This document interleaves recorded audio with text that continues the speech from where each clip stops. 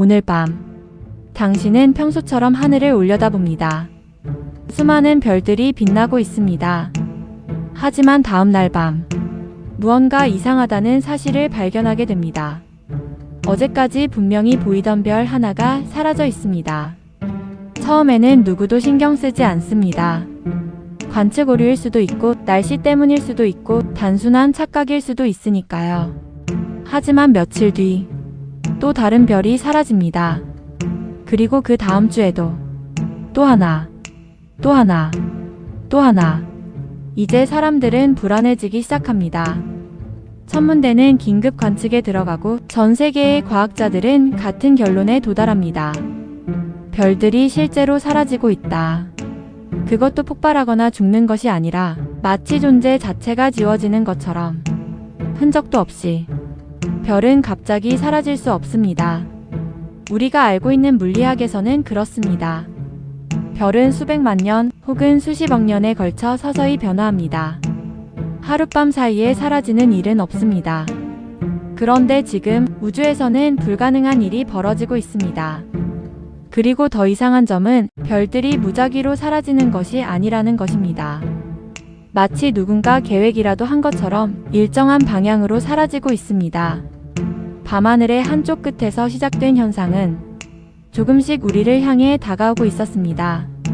과학자들은 그 영역을 관측하기 시작합니다. 하지만 그곳에서는 아무것도 발견되지 않습니다. 행성도, 블랙홀도, 초신성도, 그 어떤 천체도 존재하지 않습니다. 오직 텅 빈 공간뿐입니다. 하지만 그 공간이 지나간 자리의 별들은 모두 사라집니다. 마치 누군가 우주의 거대한 지우개를 들이댄 것처럼 인류는 이 현상에 이름을 붙입니다. 대침묵. 왜냐하면 그 영역에서는 빛조차 도달하지 못하기 때문입니다.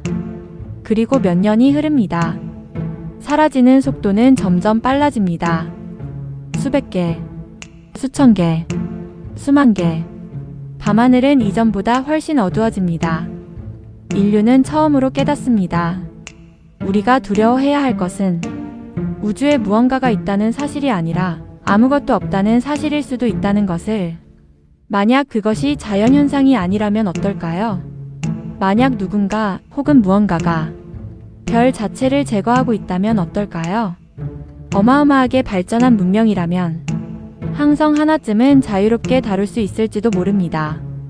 그리고 그런 존재가 있다면 그들이 우리보다 먼저 발견될 것은 당연히 별들일 것입니다. 어쩌면 우리는 그들의 흔적을 보고 있는 것이 아닐지도 모릅니다. 그들의 이동 경로를 보고 있는 것일 수도 있습니다. 그 생각이 처음 제기되었을 때 대부분의 사람들은 웃어넘겼습니다. 하지만 시간이 지나면서 웃는 사람은 점점 사라집니다.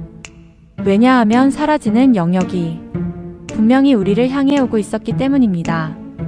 그리고 어느 날 인류가 가장 사랑했던 별 하나가 사라집니다. 북극성. 수천 년 동안 밤하늘의 기준이 되어주던 별. 그 별이 흔적도 없이 사라진 것입니다. 이제 모두가 알게 됩니다. 이건 먼 우주의 이야기가 아니다. 우리의 이야기다. 우리의 차례가 오고 있다. 그날 이후 인류는 모든 전파를 우주로 발신하기 시작합니다. 누구라도 좋으니 응답해달라고. 하지만 돌아오는 것은 침묵뿐입니다. 수십 년 동안 아무런 응답도 없습니다. 그러던 어느 날 인류는 마지막 신호 하나를 수신합니다. 그 신호에는 단 한 문장만 담겨 있었습니다. 우리는 그들을 보았다. 그리고 그것이 마지막이었습니다. 그 이후 신호는 끊겼습니다. 별들은 계속 사라졌습니다. 그리고 언젠가 밤하늘에는 단 하나의 별만 남게 될 것입니다. 그 마지막 별이 사라지는 순간 인류는 무엇을 보게 될까요? 정말 아무것도 없는 어둠일까요? 아니면 그동안 별빛 뒤에 숨어있던 무언가를 보게 될까요? 그건 아직 아무도 모릅니다. 오늘 이야기는 여기까지고 다음 영상은 우주의 끝에서 누군가 우리를 관측하고 있다면 으로 찾아올게요.